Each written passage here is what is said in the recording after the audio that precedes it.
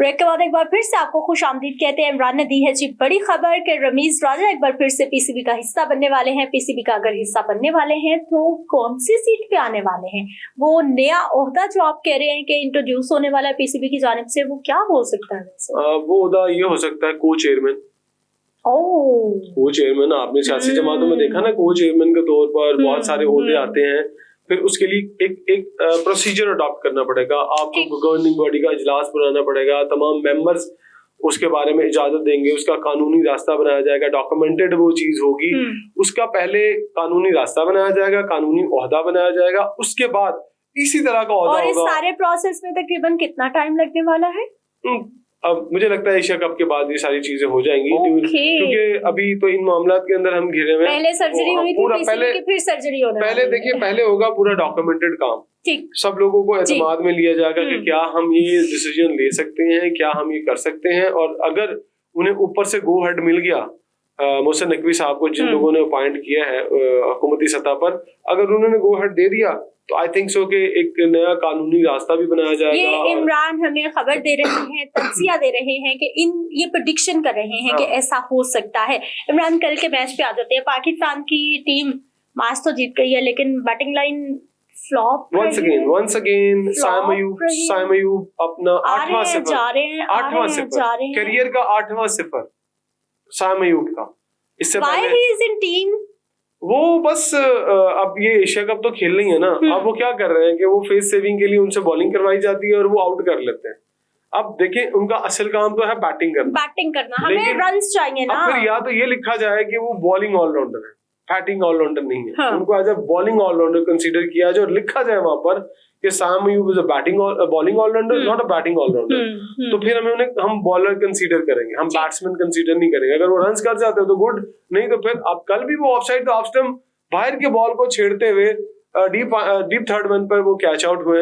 और एक ही गलती वो कई मैचों से कर रहे हैं। अगर उनके 10-15 मैचेस निकाले ना तो सिर्फ 250 है उनकी। 250 भी जिस टीम के खिलाफ है उनकी, वो आपको अंदाजा हो जाएगा, हाँ इस टीम के खिलाफ ये कर रहे हैं, इस टीम के खिलाफ तो मेरा ख्याल है कोई भी कर लेगा, मैं भी कर लूंगा 50 रन। सो अब आगे चलते हैं थोड़ा। हमने हारिस को ऊपर का नंबर दिया, लेकिन कल फिर वापस छठे पे चले गए। अच्छा, कल भेजने का फैसला अच्छा हुआ ना। देखिए, फखर जमान का तीसरा नंबर था, उन्होंने तीसरे नंबर आकर 50 किया। तो आपने पिछले मैच में जब इंडिया के खिलाफ मैच था उसमें क्यों चेंज किया? ये भी कोई पूछे ना किसी कप्तान को जाके, किसी कोच को जाके, भाईजान आप अच्छे भले कॉम्बिनेशन तोड़ देते हैं। वो उससे पिछले मैच में 57 कर गए थे, दैट्स व्हाई उनको ऊपर लाया। ओमान की टीम के खिलाफ किया। तो यहाँ तो टीम तगड़ी थी इंडिया की, लेकिन कल भी उनको नीचे खिलाया गया तो उन्होंने कुछ रन किए, 2-4 चौके मारे, लेकिन वो जिस अंदाज में कल आउट हुए वो भी अंदाज उनका रवायती अंदाज था आउट होने का। और हमने देखा वो किस तरह से कल आउट हुए। फिर नीचे सलमान अली आगा एक मरतबा फिर फ्लॉप हो गए। अच्छा, मुझे ये बताएं, कप्तान किस बुनियाद पर बनते हैं? ये सलमान साहब से मुझे बात जाननी है, किस बुनियाद पर कप्तान बनाया जाता है? देखिए, कप्तान के अंदर 3 क्वालिटी ऐसी होनी चाहिए। एक तो वो खुद परफॉर्मर होना चाहिए, उसकी वजह से टीम जीती भी हो कि हाँ यार ये लड़का बड़ा अच्छा है, होनी चाहिए। और हम किस बुनियाद पे पिक करते हैं वो बताइए मुझे। और दूसरा, हम उसकी पहले काबिलियत देख ले, दूसरा उसका कम्युनिकेशन स्किल कैसी है, वो बोलता है कैसे, वो चीजों को हैंडल कैसे करता है, कॉन्फिडेंस हाई होना चाहिए, एक स्किल ये होनी चाहिए। फिर ड्यूरिंग कैप्टनसी क्या वो परफॉर्मेंस दे पाएगा या नहीं दे पाएगा, ये 3 मेजर फैक्टर्स होते हैं जिसकी वजह से कैप्टन। लेकिन आप ये जो सवाल आपका मुझे समझ में है वो यही है कि क्या सलमान अली आका में ये सारी चीजें हैं और वो किस तरह से आगे, और इस तरह से पाकिस्तान के अंदर कप्तान चेयरमैन की लाइकिंग और डिसलाइकिंग के ऊपर सिलेक्ट होता है पाकिस्तान के ऊपर। चेयरमैन को अच्छा लग रहा है, चेयरमैन को 3-4 लोगों ने कहा यार ये बंदा अच्छा है, इसको कप्तान बना दे। इवन ये आज की बात नहीं, ये शुरू से ही है कि यार हाँ इसको कप्तान बना दे, लगता है लड़के में गट्स हैं, लड़के में टैलेंट है। सलमान आगा की अगर हम बात करते हैं तो मतलब मुझे तो कोई उनका ऐसा बॉडी लैंग्वेज एक्स्ट्राऑर्डिनरी नहीं लगा कि उसमें कोई ऐसी क्वालिटीज हो कि कोई बहुत स्ट्रॉन्ग डिसीजन ले रहे हो।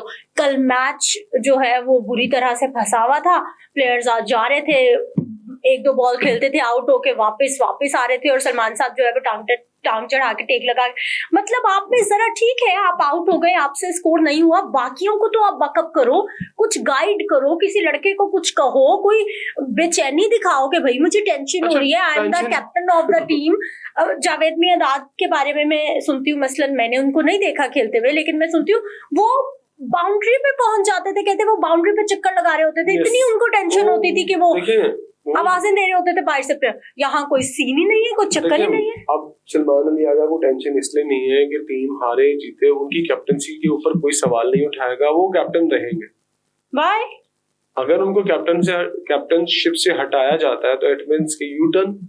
अच्छा, आपने कप्तान हटा दिया, अब चेयरमैन का लगाया हुआ खुद कप्तान, अगर चेयरमैन खुद उसको हटाता है तो इसका मतलब है चेयरमैन ये इस चीज को तस्लीम करता है कि उसने कप्तान गलत लगाया, रॉन्ग डिसीजन था। ठीक है, अब इसलिए उनको अभी मौके दिए चले जा रहे हैं। जब तक मेरी जो जाती ऑब्जर्वेशन ये है कि आपके पास T20 की अगर कैप्टनसी आपने देनी है तो शाहीन शाह अफरीदी इस वक्त आपके पास बेस्ट चॉइस है।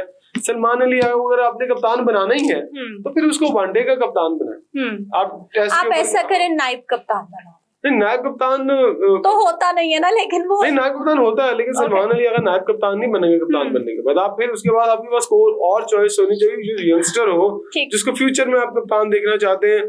जहां मुझे बहुत बड़े चांसेस वो साइम अयूब के लग रहे हैं कि साइम अयूब को जो है वो बहुत अच्छा आने वाले दिनों में उनको मौका मिलेगा कि वो कप्तानी की दौड़ में भी होंगे और वाइस कप्तानी की दौड़ में भी, लेकिन विकेट के पीछे एक शख्स खड़ा होकर बहुत फील्डिंग सेट कर रहा होता है, मशवरे दे रहा होता है, मोहम्मद हारिस, जिसकी अपनी टीम में जगह नहीं है। वो थोड़ी कोशिश कर रहा है पीछे खड़ा होके कि वो बताए कि हाँ यार मैं गाइड कर रहा था, इधर फील्डर हो जाए, यहाँ बॉल करो। वो वाला भी मुझे कोई फैक्टर लगता है कि वो कहीं हाथ पांव मार रहा है। शाहीन की परफॉर्मेंस दिखाई है, वो पिछले चंद मैचेस में चाहे सब हार रहे थे, चाहे सब जो है वो, लेकिन वो आए हैं, वो परफॉर्म करके गए हैं। बैटिंग उनकी लाइन नहीं है, वो बैटिंग में भी परफॉर्म करके गए हैं। बॉलिंग उनकी लाइन है, वो बॉलिंग में भी कुछ ना कुछ, कल के मैच में भी हमने देखा मैंने कुछ कि कम से कम वो कोशिश करते हुए नजर आए कि यार हार तो रहे हैं, चलो खेलो तो सही। 2-3 चीजें मैं कल नोट की हैं कि शाहीन अफरीदी जो है उन्होंने फिटनेस लेवल को अपने को बेहतर किया, उनका वेट भी कम हुआ है। पहले उन्होंने वेट गेन कर लिया था, जब आप वेट गेन करते हो तो फास्ट बॉलर के लिए बड़े मसाइल होते हैं। वेट कम करने से एक तो उनकी परफॉर्मेंस बॉलिंग में भी बेहतर हो रही है, बॉल ठीक है अभी नहीं सही जगह पे गिर रहा, लेकिन उनकी बैटिंग की जो मूवमेंट है, जो उनकी हैंड मूवमेंट है, शोल्डर मूवमेंट है, वो ऑलराउंडर डिक्लेयर कर दें इनको। नहीं, अभी ऑलराउंडर डिक्लेयर करना इट्स टू अर्ली कि उन्हें अभी आप डिक्लेयर कर दें एज ए ऑलराउंडर, लेकिन वहाँ उनका ये हो सकता है कि उनका नंबर थोड़ा ऊपर और कर दिया जाए। उनका नंबर जो है वो अगर बढ़ाया जाए तो मेरा ख्याल है कि नीचे अगर नवाज जैसे ऊपर आएंगे तो परफॉर्मेंस चली जाएगी। मेरा ख्याल है नवाज को नीचे कर दें और इसका नंबर ऊपर कर दें, ताकि आपको बीच में अच्छे तेज शॉट मिल जाए, नीचे से नवाज भी आके शॉट अच्छे खेल ले। तो ये एक ऑप्शन है कि उनको आप ऊपर थोड़ा सा शिफ्ट कर दें एक नंबर। उनका ऐसे ही होता है दुनिया में कि आप शिफ्ट करते हैं, लेकिन क्वेश्चन मार्क ये है कि आपकी बॉलिंग भी कुछ ऐसा नहीं कर रही है कि अगेंस्ट इंडिया आपने अपनी बॉलिंग देखी। कल नवाज के बॉल नहीं गिर रहे थे, आपने कल साइम अयूब को भी रेस्ट करवाया, इब्रार को भी आपने कल खिलाया, लेकिन इब्रार ने जो कल एक विकेट हासिल किया वो मुझे लगता है कि शायद बैट्समैन की ज्यादा गलती थी। फिर जो मोहम्मद आसिफ कल आउट हुए हैं, आसिफ खान यूएई के, अगर वहां पर वो उनका बॉल कनेक्ट हो जाता तो शायद उनके शॉट्स नहीं रुकते। मुझे लगता है आसिफ काफी प्रेशर में है, बड़े मैच के वो प्लेयर नहीं है, छोटे मैचेस के अंदर वो अच्छी परफॉर्मेंस देते हैं। और कल स्पिनर्स ने भी कुछ इतनी मतलब जो यूएई के एक स्पिनर थे उन्होंने एक स्पिनर ने अच्छी बॉलिंग की, लेकिन जो हैदर अली है, हैदर अली से जो मैं एक्सपेक्ट कर रहा था उस तरह की बॉलिंग उन्होंने कल नहीं की। सो ओवरऑल गलतियां रही है। यूएई का भी सफर खत्म हो गया इस इवेंट के अंदर से, ओमान का भी सफर खत्म हो गया, हम सुपर 4 में चले गए हैं, इंडिया सुपर 4 में चला जाएगा। तो ये 2 टीमें तो सुपर 4 में कंफर्म होगी। दूसरी एंड से अभी दोनों टीमों की कंफर्मेशन बाकी है कि 2 टीमें ग्रुप बी से अफगानिस्तान, श्रीलंका और बांग्लादेश, कौन सी 2 टीमें आएंगी। ये जो एक मैच रह गया है उस मैच के बाद ये फैसला होगा कि हाँ वो कौन सी ऐसी टीम है जिसने अब क्वालिफाई करना है अगले राउंड के लिए ग्रुप बी से। तो वो बड़ा इंपॉर्टेंट होगा। अच्छा इमरान, मुझे ये बताइए कि कल मैच आपने पूरा देखा होगा यकीनी तौर पर, इम्पोर्टेंट मैच था कल का भी, स्पेशली भारत पाकिस्तान मैच की परफॉर्मेंस के बाद तो कल का मैच देखना बनता ही था। सांसें ऊपर की ऊपर, नीचे की नीचे थी।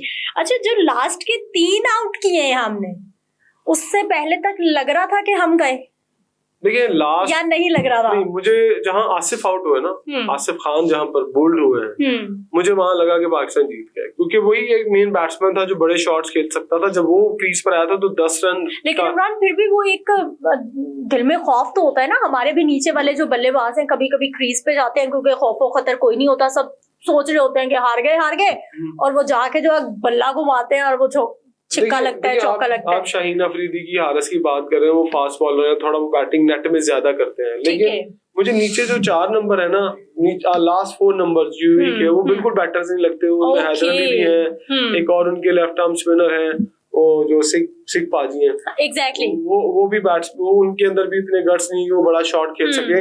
आसिफ जब आए थे तो 10 रन पर ओवर की एवरेज थी, अगर उनका 2-3 शॉट कनेक्ट हो जाते तो मुझे लगता है कि मैच शायद चेंज हो जाता। बट पाकिस्तान ने कल मैच जीत लिया, क्वालिफाई कर लिया, बट रिलैक्स नहीं होना है। अब मुझे जो इंतजार है, जो हम आज बड़ा अच्छा, आज वाले मैच में बता दें, जो अफगानिस्तान का और श्रीलंका का मैच है, ठीक है, ये मैच भी जो है वो आज ये मेरा फैसला कुन में, हाँ, ये मैच डिसाइड कर देगा कि ग्रुप बी की 2 टीमें कौन सी हैं ऊपर आने वाली हैं। ये 2 टीम, मुझे लगता है कि शायद ये दोनों टीमें आ जाएंगी। जो बांग्लादेश का जो रन रेट है वो काफी कम रन रेट है, लेकिन अफगानिस्तान को मैच जीतना बहुत जरूरी है। वो मैच जीतेंगे तो वो भी साथ ही क्वालिफाई कर जाएंगे। सो इसलिए मेरा ख्याल है कि आज भी कंफर्म हो जाएगा।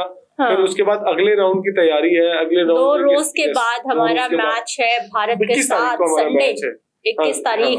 बेहतर परफॉर्म कर पाएंगे, बेहतर परफॉर्म कर पाएंगे, बेहतर परफॉर्म कर पाएंगे, ये सेकंड क्वेश्चन है। पहला क्वेश्चन ये है आपका होना चाहिए कि क्या हैंडशेक होगा, हाथ मिलेगा। हाँ।